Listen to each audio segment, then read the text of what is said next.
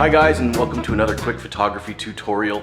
Today we're going to be doing something really cool called flat lay photography. It's a lot like still life photography, but instead of setting things up on a table and having all kinds of fancy little setups and backdrops and so on, you're literally laying everything out flat on the ground, on a table, something like that. And then you shoot straight down like that, except take your camera strap off so this doesn't happen. So you need a few things before you get started. First of all, you need something to photograph. I've chosen all this cool stuff because I've got a theme in my office. It's a 1940s detective office. So I actually have all this really cool retro stuff that sort of looks detective-y.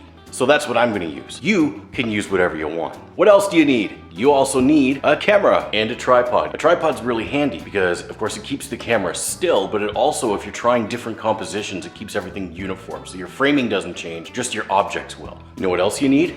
A flat surface.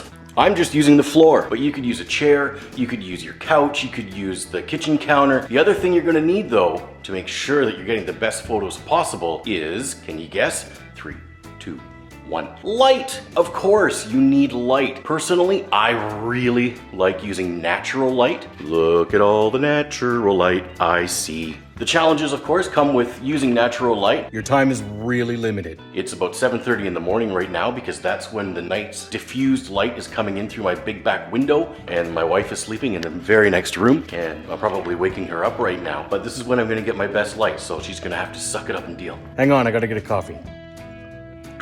R2D2 mug. Of course, you can always use artificial light as well. Dun, da, da. Artificial light is good because you can do it anytime, anywhere, but it changes the way you set up your shots and get your thing. It's a lot more work. Look how cool this office is. Get on with it already. Okay. We've got our subjects, we've got our surface, we've got our light, we got our camera, got our tripod, we're ready to go. Okay, so as you can see, I have set up all of this really cool stuff, and it's just in this kind of neat arrangement, and then I'm going to take my camera, here's my camera, and we are going to frame it up and see what works. All right, I had to switch to my phone because I can't find an SD card. Make sure you have everything ready before you start. It's a huge time saver. I just spent 20 minutes looking for a second SD card and I can't find one. So here's my layout. I've used this old barn board to give it a sort of a rusty feel. Here's my light source. Here's my camera on a tripod. And here's what it looks like in frame. I've also got this camera in manual mode. This is really important. You need to learn how to use your camera, so make sure that you're using manual modes. Get out of auto mode. So the first thing I can already see is that, one, it's gonna be a little bit too bright because our light meter right there, that tells me it's a little bit too bright. So I'm just gonna make some adjustments here. I'm using a lens that doesn't have autofocus, so I had to focus this up myself. You maybe have autofocus. I suggest you use it. This lens that I'm using just doesn't have it. Normally you would hold your button halfway down, your trigger button. That's that one right there. You'd hear it go beep beep beep or something like that. I don't have that, so you're not gonna hear the beep beep beep, so I'll just do it myself. Ready? Halfway, beep beep beep, and there's our shot. So it's not bad. I've got a lot of shadows over on this far side. So I'm gonna do one more thing. I'm gonna use a reflector.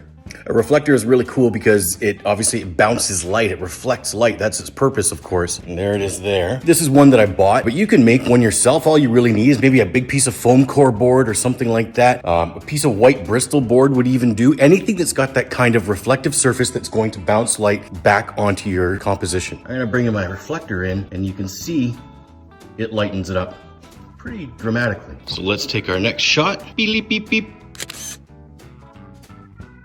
So it turned out okay, but I think there's a couple of things I want to change in my composition. And that's what you really should be doing. Change up your composition. Take 1,000 shots for the 2 or 3 that are going to be your finished photos. So bear with me. Give me a minute. I'm going to rearrange my composition a little bit and try something else, just a slightly different. And don't forget to clean your stuff too. So on the gun here, there's a couple of little bits of sawdust. But I don't want it on there, so just shake it off. You can fix it in post, but why do more work later when you can just do a quick and easy fix now? So I've got my reflector in place. I've got my stuff reframed. This is what I see on my LCD. So let's take our shot. Beep, beep, beep. I like it. This little die right here, I'm gonna move that. Just gonna move it over here just a little bit. Beep, beep, beep. Now the other thing is I feel like this frame maybe should be cropped just a little bit. It's not the only way to do it, but the way I like to do flat lay photography is just like this, with some of these elements kind of cut off as if they're kind of peeking into the frame. We're looking at a small little snapshot of a larger canvas. And so this little section here, when I edit this, I'll probably cut that back a little bit so there's a little less of the telephone and a little bit less of that bottle. So that's it. That's flat lay photography in a nutshell. Help, help, I'm in a nutshell. Now all you have to do is throw it into your Photoshop or whatever editing software you're using and you're good to go.